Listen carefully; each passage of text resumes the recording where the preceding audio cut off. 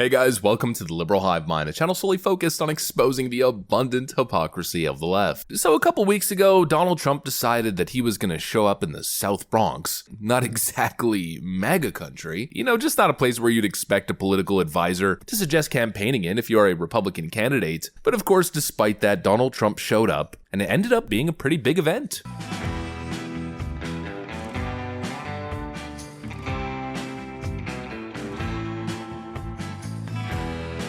But of course, a big event that the media had to downplay. The size wasn't actually that big, and the people there sucked anyways. It was essentially what they were saying.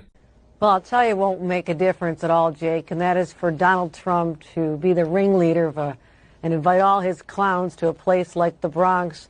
New York will never, ever support Donald Trump for president. At the event like this, for instance, it looked like it was absolutely packed with Trump supporters.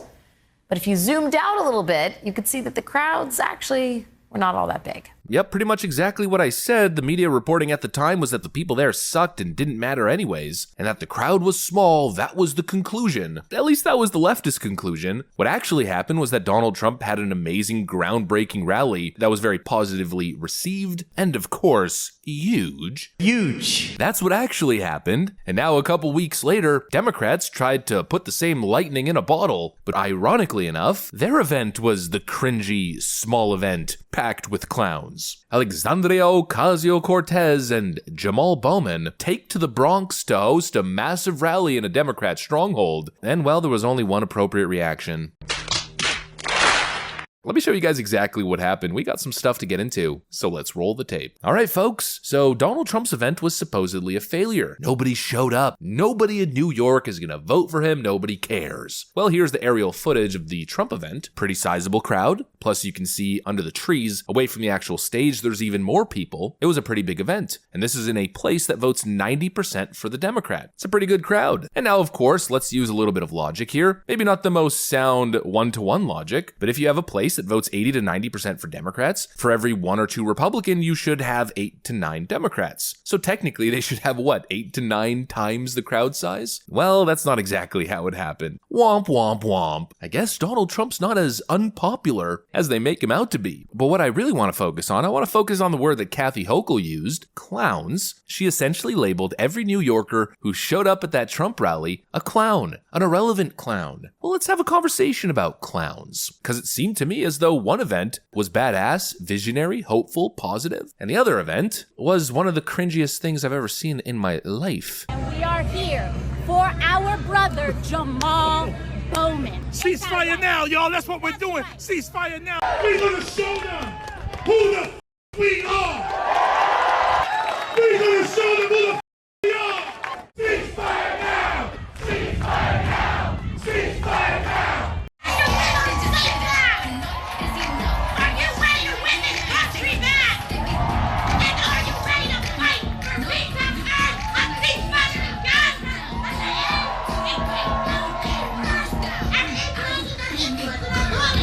What am I even watching? I guess it's Alexandria Ocasio-Cortez doing her usual shtick, pretending to be all sassy and young and down with the peoples. It's funny how she always puts this act on. Anytime she's at an event, all of a sudden she turns into a different person. The theatrics, the exaggeration, but most importantly, the vapid nonsense. These people say nothing. Donald Trump's supposedly the clown, but when Trump does a rally, he actually talks about relevant things and policies and what he's gonna do. When these people rally, it's nothing but ridiculous empty platitudes. I mean, that's the language of the left. Empty rhetorical nonsense and never actually talking about difficult or important topics. It's an ideology of cowardice. Ooh, can't talk about race, lest somebody thinks I'm a racist. Ooh, can't enforce the law, lest someone thinks I'm a racist. Ooh, can't say that very true thing that we need to identify and we need to fix, because if I do, people might think that I'm a racist, so let's just perpetuate this problem for decades upon decades. The most empty, vapid political ideology and circle on the planet. These leftoids just talk. Everything's either a talking point, a crafted piece of rhetoric, or a slogan. There was nothing of substance said. The entire event essentially could be summed up by that 30-second clip of AOC that I showed you guys, where she just kept yelling, "Are you ready to win this country back?" It's just a sentence that's used to make people feel all all riled up. No substance, just cultist behavior. Not to mention how confusing that statement was. Are you ready to win this country back? Are you ready to win this country back, AOC says. What do you mean, win the country back? Democrats control the House and the executive branch. There's no taking the country back. You currently have the country. You're in control. You know, it's this weird thing with Trump. Whenever the Democrats are running against Trump, it's always taking the country back, stopping fascism. It's always this big existential thing, mostly because, like I said earlier, their ideology is vapid and they have actually nothing to offer. They would rather engage in this theatrical performance, this whole us versus them, woe is me, we're fighting this big, oppressive, evil black cloud that's currently engulfing the country. You know, that's the narrative that they use because they don't actually win on the policies. Because they want to distract from the fact that everything's gone to complete hell in a handbasket since they've assumed power. And I think I could transition here a little bit and make a decent point, a little bit relevant to the whole clown thing that I was talking about earlier. You got millions of Americans about to go vote at the ballot box. Most important issues are listed. I mean, the economy, immigration, we've covered it all. I mean, we're talking about some serious issues. There's some very obvious voter demands right now heading into the next election. But what are these Democrats going on about? Taking back the country and supporting Hamas?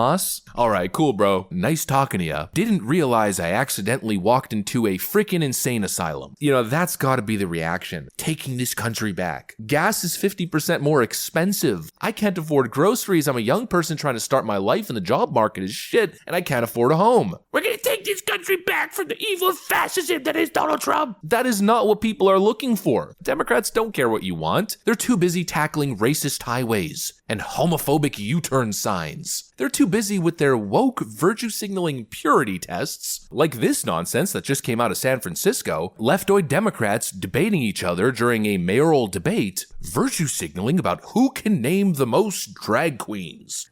You were at the Harvey Milk LGBT Democratic Club and couldn't name any LGBT advisors to your campaign. You were at the debate last week and couldn't name any drag queens on your own. And if you could name 3 LGBTQ advisors for your campaign and 3 drag queens in San Francisco. Gas is expensive. People can't live. Crime is rampant. The border is in chaos. The American dollar is weakened. America's presence on the world stage is weakened, which of course is leading to more global instability. And what are Democrats doing? Challenging each other to name drag queens. Prove your allegiance to marginalized group, otherwise you're unelectable. What a bunch of clowns. AOC's little Hamas event was absolute crap. The Donald hosted a better rally in the South Bronx. Kinda based, not gonna lie. Anyways, that's pretty much what I got for you guys on this one. Hopefully you enjoyed the video. If you did, make sure to leave a like and possibly subscribe. Thanks for watching, and I'll see you on the next one.